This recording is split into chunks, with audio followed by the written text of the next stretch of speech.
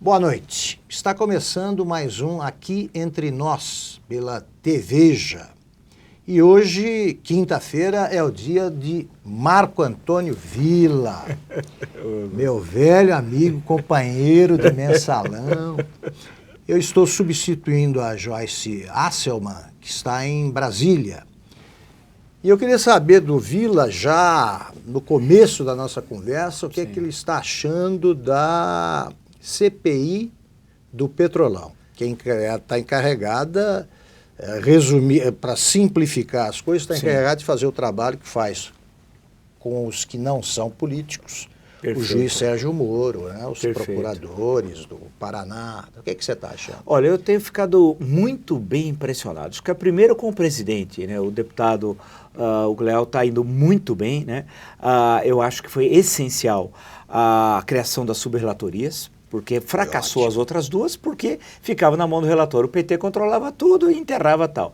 Então tem o relator do PT. Só que relator que não está disposto a relatar nada. Nada, absolutamente nada. Então eles fizeram primeiro 4, agora mais 2, 6 subrelatorias, e imediatamente contrataram a Kroll, né, para ver o dinheiro lá fora, onde é que esse dinheiro foi escondido. Isso foi um ato importante. Na quinta-feira passada, da semana passada, ele mostrou que é cabra macho, com aquela gritaria feita pelo PT, pelo PSOL. Não se intimida, não. Isso foi muito importante. Não se intimidou, os caras tentaram enquadrar, não enquadraram. Essa semana, terça-feira, o Pedro Barusco, o depoimento do Barusco, foi devastador, foi devastador.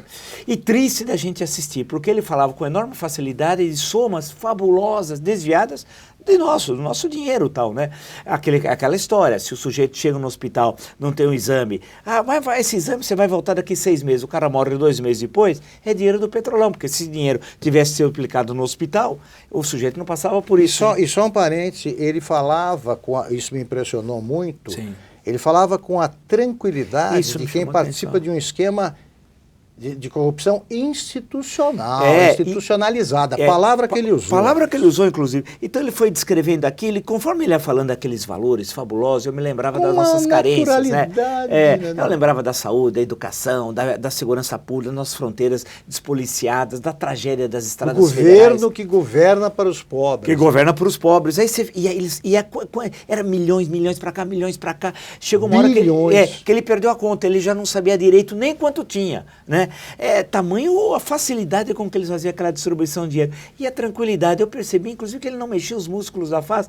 Era algo absolutamente tranquilo, nem sentia a ideia de que ele estava pedindo perdão mesmo, que fosse uma coisa sincera. Ele só fez a delação para tentar livrar a cara dele, pegar uma pena inferior, né? E porque foi pego justamente lá com um volume fabuloso. Ele não tem culpas, não tem remorso. Não tem culpa, não, tranquilo. E ele foi interessante quando ele disse, não, esse esquema era pessoal em 97, mas quando veio o governo Lula, ele foi institucionalizado. E foi interessante, porque ele poderia dizer outra coisa, poderia mentir até em relação. Não, ele foi sincero e começou a mostrar a participação. E aí é interessante, aí é uma diferença no depoimento dele e a lista do Janot, que me parece a lista do enganou, né? Não dá para levar a sério uma lista que tem 32 do Partido Progressista, como se o Partido Progressista tivesse montado aquele esquema. E feita depois de encontros secretos com o ministro da Justiça aqui e no exterior. E no exterior. Quer dizer, é um negócio assim inacreditável. Aí quando eu vi aquela lista e vi o Barusco falando, eu falei, pera um pouquinho, se eu já achava que a lista não tinha nada a ver, a partir do depoimento do Pedro Barusco terça-feira, daí a importância da CPI e ela ser independente como está sendo, a importância do presidente, que é central nesse processo. E a eleição do Eduardo Cunha é 1º de fevereiro, porque vale lembrar, se o Arlindo Quinalha tivesse ganho, nós não teríamos CPI da Petrobras, né? Então, aquilo foi essencial. Então, quando ele começou a falar tudo aquilo, eu fui me lembrando do processo no STF de investigação, imagina quanto tempo, para depois vai se ver e se vai indiciar. Quanto tempo costuma demorar isso aí? Viu? Olha, vamos lembrar o caso do Mensalão. O Mensalão foi em 2005, começaram investigações, foi até 2007. Em 2007 foi aceito o indiciamento na época de 40. Porque não se trata de denúncia, é abertura de inquérito. Abertura de inquérito. No caso do Mensalão foram 2 anos. Depois, o indiciamento foi aceito em agosto de 2007 e aí foram 5 anos até agosto de 2012. né? Para iniciar o julgamento que demorou quase 2 anos. Tal. Então, se nós olharmos 2005 e tal, foram 9 anos nessa história. 9! Então, ficamos amigos íntimos. Claro, só conversando sobre o mensalão. Especialistas em mensalão, sabíamos de todo mundo. E aí, quando ele começou a falar aquilo, o Pedro Barusco, dá toda aquela descrição e a participação direta do Vacari. Né? Nem em reuniões. Você fala, mas o que está fazendo o tesoureiro do PT em reuniões que envolvia a Petrobras?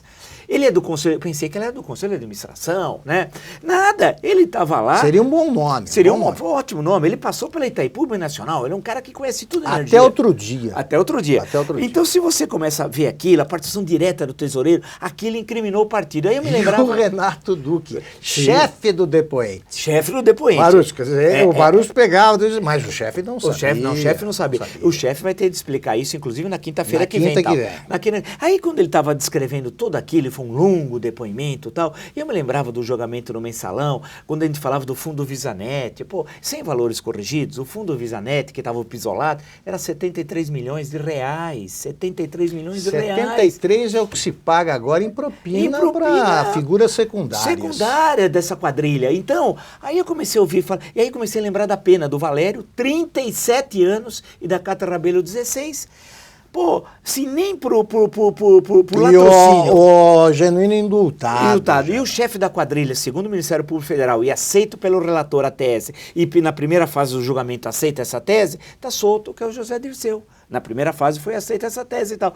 Aí eu comecei a perceber... Chefe da quadrilha que tinha um chefe. Que tinha um chefe, afinal tinha um chefe. Agora, né, aí comecei a ver. E aí o Barusco falando aquilo, eu falei, caramba, tem razão o Gilmar Mendes ao dizer que aquela é coisa do juizado de pequenas causas. Então esse depoimento foi chave. Eu acho que aquilo marcou um ponto extremamente favorável ao CPI que abriu. Hoje... Na quinta-feira, o do Eduardo Cunha era uma questão mais interna, de uma luta política lá em que ele foi, inclusive, se antecipar a possíveis convocações e tal, e realmente a denúncia, a investigação do Eduardo Cunha, quando você começa a olhar, peca, aquilo lá não se sustenta. Você sente no ar que houve uma espécie de escolha, né? Você sente que tem alguma coisa de estranho e falar, não, vamos pegar esse cara tal. Mas aí, veja o segundo erro, né? O primeiro foi a eleição dele a 1º de fevereiro, isso foi para o PT. Isso deixou ele mais rompido ainda com o Palácio do Planalto, o que é fundamental para o bom andamento da CPI da Petrobras e tal. Agora, é interessante o seguinte, também mostrou, não entro no mérito da história. Durante o depoimento dele, ficou evidente a força que ele tem na Câmara. Sim. O que mostra que a Câmara está, em sua maioria, em oposição ao governo. São fatos que eu estou constatando. Perfeito. Como você disse, a CPI não existiria se ele não fosse o presidente. Perfeito. O presidente da CPI não agiria com a independência com que tem agido, o presidente, se não fosse sustentado pelo Eduardo Cunha. Que e como teve você até na disse, quinta-feira, inclusive. Não vai ser resolvido o problema que ele criou para o PT com ministérios e e outros penduricalhos aí, como diria Leonel Brizola. Então, a coisa toda, a situação, quer dizer, criou-se um rompimento que é essencial para o bom andamento da CPI e tal. E a CPI, hoje tivemos também o José Sérgio Gabrielli, eu fiquei prestando atenção, e ele dizendo que não tinha problema nenhum, era impossível a gente saber que tinha corrupção na Petrobras. Caramba, a Garça Foster chegou a 88 bilhões e disse que 88 era pouco, passa de 100. Como é possível alguém dirigir uma empresa e não ver o rumo daquele? Ele disse que era impossível, os mecanismos que a Petrobras tinha não dava para conseguir captar que tinha corrupção, que era uma coisa feita individualmente por diretores e gerentes com as empreiteiras. Aliás, de novo, né, Vira, aquele negócio, se o sujeito alega uma coisa dessas, como fez o Gabrielli, das duas, uma e não há uma terceira hipótese. Ou é muito incompetente, ou é comparsa. No caso, acho que ele se enquadra nas duas. E alguns deputados, o deputado Onyx lá do Rio Grande do Sul. Lorenzoni lá do DEM do Rio Grande, deixou bem claro. E já teve um belo desempenho no mensalão. É verdade, foi muito bem, é verdade. Isso de você, e eu fui vendo depois outros e fui olhando, as pessoas, não é possível acreditar no que ele falava, era uma farsa. E a forma como ele agride... Disse, não não acredito numa palavra numa palavra. E a forma como ele se dirigia agressivamente aos deputados que estavam inquirindo tal, e como se nós... Arrogância. Como se na terça-feira a gente não tivesse visto tudo aquilo. E ele disse que tinha assistido o depoimento pela televisão do Pedro Barusco, que é um negócio inacreditável. E ele fala com tranquilidade. Foi um bom funcionário e tal, e não podia nada ver aquilo. Então foi interessante, e agora a gente começa... Eu me lembrei imediatamente da CPI de 1992, Paulo César Farias. Quando o Paulo César depôs na CPI, terminou o depoimento, eu lembro que muitos falaram o seguinte: acabou a CPI, não vai ter problema nenhum. Ele respondeu tudo. 3 meses depois, Collor não era presidente do Brasil. Então, a tentativa, que você percebe que ele combinou com os advogados, estava tudo organizadinho. O relator, ao fazer, o Luiz Sérgio, do PT, ao fazer as perguntas para ele, era inacreditável, era tudo ensaiado. E perguntas longuérrimas, totalmente como registrou Lorenzoni. E isso, foi muito claro, porque era para o sujeito na televisão desligar, falar, não vou ver esse negócio aqui e tal. Ou o deputado sair, fazer outra coisa. Então eu acho que a atuação da oposição até agora, e isso tem de ser louvado. A gente muitas vezes faz críticas severas, fizemos tantas ao longo de tantos anos em relação à oposição. O trabalho que ela tem feito na CPI é fundamental. Primeiro, de aliança com aqueles do PMDB que romperam com o Planalto. Então isso é central. Tem um vice-presidente, o deputado Embaçaí, que é o vice-presidente da CPI. E está numa função extremamente importante lá. Os relatores, você tem a presença também da oposição na relatoria. E uma presença ativa no plenário, perguntando, sabendo, inquirindo. Portanto, aqueles defeitos que nós apontamos longamente, dessa vez a gente tem de elogiar, porque a atuação verdade, porque até, claro, o local era outro, sim, até, né? Sim. O palco, o cenário era outro. Mas a gente sempre registrava que não apareceu um deputado da oposição no julgamento mensal. Isso é verdade. E olha, quantas sessões? 70 sessões, cadê? Né? Então é interessante que agora a coisa começou a mudar. E o desenho do cenário é que o PT está contra a parede. Tem 2 alternativas hoje para esse projeto. Agora, antes disso, Vila, você fez um registro, que eu acho muito importante, que determinadas... deve-se dar prioridade a perguntas... Politizadas, porque não pode cair. Eu fiquei um certo momento irritado na sessão, porque se começava a discutir que você via que o deputado não estava preparado tecnicamente e vinha com um papel lá que o assessor preparou. Ele começava a ler aquilo e ele não entendia o que ele estava lendo. Tantos barris, questões técnicas, aí o outro respondia tecnicamente e aí não se resolvia nada. Ninguém entende nada. A disputa não é no campo técnico, é no campo político, né? Ou seja, por isso que a CPI é importante. As questões jurídicas ficam no STF ad eterno. Na CPI vai resolver rapidamente. Está provado que se montou o maior esquema corrupto da história... Da humanidade. Não para eternizar um partido no poder. No poder. É aquilo... E enriquecer também. Claro. Tem o caixa 3, tem o caixa 2 e o caixa 3. Então foi interessante ver como... Sim. Aí a gente estava caminhando para tentar ver a situação que o PT está hoje. É interessante a gente buscar uma análise de conjuntura e ver como muitas vezes o PSDB, e aí que é o maior partido da oposição, a gente tem de lembrar, no começo dessa semana escorregou. Escorregou dizendo assim, não devemos falar em impeachment. Como não? A população está falando, o impeachment entrou na agenda política. O Brasil não aguenta mais, são 48 meses, ela governou 2, um pouquinho mais que 2. Ela não aguenta 46 meses do governo Dilma Rousseff. Nós vamos ter de encontrar uma solução. Aí o senador Aloysio, aqui de São Paulo, de forma equivocada, usou uma expressão, vamos deixar ela sangrando, vamos deixar nada de impeachment, vamos deixar ela sangrando. Tem 10 anos. Tem 10 anos, é lembrar de 2005, e o erro de 2005, que a história não vai absolvê-los por esse erro de 2005, quando o Lula estava nas cordas, com índice de popularidade lá embaixo, baixíssimo, menor que ele teve em todo o governo. O da Dilma bateu o recorde mundial. Bateu o recorde mundial. 7 pontos de bom e ótimo. Então, naquele momento que a gente esperava, tinha de se abrir um processo de impeachment, então, não, vamos deixar o candidato sangrando e vencê-lo facilmente no ano que vem, etc. Vai criar problemas, turbulência política, criar turbulências na economia. Voltar com esse discurso hoje, quem cria turbulência na economia, quem cria turbulência política é o projeto criminoso de poder. E só fazer outro registro, né, Vila? Além de tudo, a inabilidade, porque o povo é que faz a história. Claro, se você tem manifestações de rua portentosas, como prometem ser as deste domingo, perfeito, o Congresso faz o que o povo quer, que é a Claro. frase repetida várias vezes pelo Ibsen Pinheiro, quando presidiu a Câmara na época do impeachment do Collor. Perfeito. Então não tem, o político não tem que determinar o que a multidão faz. Claro, no caso, claro. o povo é que vai decidir. E o povo está cansado. Está cansado. E aí a repercussão nas redes sociais, protestos em todo lugar, ficaram irritados com esse tipo de divisão, que era, na verdade, fazer o jogo do PT. Tiveram de recuar.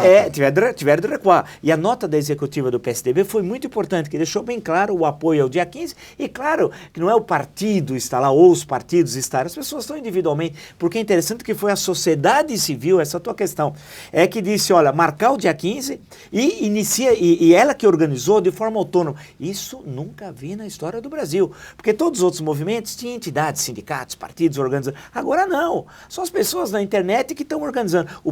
Os episódios do panelaço do último domingo, o que é aquilo que numa forma autônoma? Em suma, nós estamos chegando a uma quadra histórica, para usar uma expressão do ministro Marco Aurélio, que adora, uma quadra histórica, que nós vamos chegar a um ponto, que parece o filme Yojimbo do Kurosawa. Nós estamos chegando a uma encruzilhada histórica. Ou vamos para um lado ou vamos para o outro. Ou nós definimos e realmente refundamos a República sob bases éticas republicanas, tal, ou vamos montar esse projeto que vai afundar o país. Quer dizer, nós estamos numa encruzilhada. Para onde nós vamos para resolver esse grande dilema? De um lado, esse projeto tem um Marcola de barba, que o Marcola original é diferente. O Marcola original, ele colocou sua vida em risco, ele foi lá fazer os atos, está preso, assume a chefia e lê. Ele estuda alguma coisa. O Marcola de barba não lê, não assume a chefia, não põe a sua cara para bater e está solto. Então, o interessante é que nós temos um projeto que é liderado por esse aí, que vocês todos sabem quem é e tal. Então, esse momento ele está contra a parede, sumiu. É aquilo que você sempre destaca, ele só acha auditório, só vai em auditório, pouquíssimos, por sinal, 3, 4 vezes que ele apareceu, garantido com os milicianos presentes. Amestrados, todos ali. E qualquer coisa bate nos outros que estão fora do auditório. Então, nós estamos chegando numa encruzilhada. O impeachment entrou na agenda. Por outro lado, há um outro caminho, né, que é possível. O impeachment, nós sabemos que é um processo. Primeiro, você precisa construir as questões políticas para isso. Não é jurídicas, mas é político o processo. Jurídico é lá no outro lado da Praça dos Três Poderes, no STF. E é um processo relativamente longo e tal. No caso do Collor foi rápido, porque chegou em determinado momento, apareceu uma testemunha que pode ser que apareça na CPI, que é o Heriberto, o motorista que comprovou os cheques fantasmas, onde levava e a compra da Fiat Elba. Era uma Fiat Elba, que foi a prova material que levou, parece brincadeira. Parece brincadeira. Fiat Elba, seria ofensivo você dar um Fiat Elba para um quadrilheiro. O Barus quer falar, você pensa que eu sou o quê? Eu só ando com o BMW blindado e tal, né? Então, o que é curioso é que aí apareceu surpresa, pode ser que ocorra, né, na CPI e tal, mas foi em 3 meses e tal. A situação agora é um pouco diferente, o PRN não é o PT, a Dilma não é o Collor, né? A situação... O Lula é ex-presidente, está na hora de convocá-lo. Está na hora de convocá-lo. Tem tudo a ver com várias histórias muito mal contadas. Tem. A CPI nomeou todos os diretores. Claro, a CPI tem de ter essa autonomia. E vai chegar uma hora, Augusto, que o Lula vai ser chamado. Também agora, acho. Tem um outro caminho, que é mais ou menos paralelo a esse, né? Que pode ser mais rápido, mas que vai ser alimentado pelo que ocorre na CPI, que é a renúncia.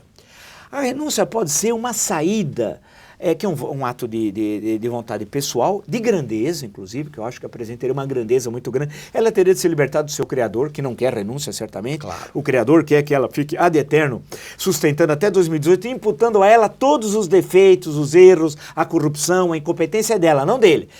Com ele, o país crescia, ritmo chinês, tudo mentira. Sim, mas ele dinheiro ao FMI. E fazia aquelas coisas, inventava toda aquela história, tal. O Brasil teve, no segundo mandato dele... Pura tapeação. Em 2009, o Brasil teve recessão, menos 0,3. Na marolinha. Na marolinha. Então, o país, a renúncia encurtaria. E aí permitiria uma saída política rápida, uma saída no campo econômico, uma nova recomposição de forças no campo político, com reflexos positivos na economia. Perfeito. Agora, Vila, eu queria que você comentasse... Queria que você comentasse o seguinte, estamos nos momentos finais aí da nossa conversa.